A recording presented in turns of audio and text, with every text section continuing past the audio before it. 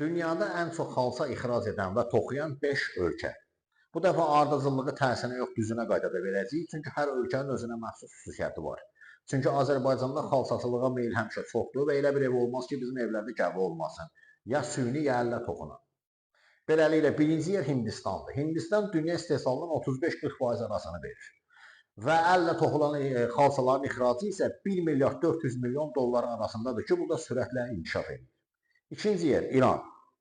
İran Hindistan qədər xalça toxumasa da, əllə toxunan xalçaların ixracı üzrə dünya lideridir və şəksiz liderdir.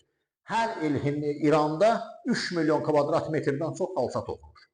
Və bu xalçaların 3-dən 2-si də ixraca gedir. Üçüncü yer Türkiyə. Türkiyə hər il 2 milyard 400 milyon dollar xalça ixrac edir. Lakin əllə toxunan xalçalar cəmi 150-200 milyon dollar arasındakı qiymətdə dəyişir. Dördüncü yer Çin. Çində dəzgah xalçaçılığı sürətlə inkişaf edir və dünya istehsalının 20%-ni verir.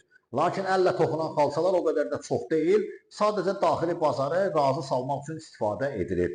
Və nəhayət 5-ci yer Nepal və Pakistan arasında bölüşdürülür ki, burada xalça toxuculuğuna böyük investisiya qoyulur. Onları təbii sərvət səviyyəsinə çatdırıblar. Lakin hələ ki ixracatda payları o qədər də çox deyil.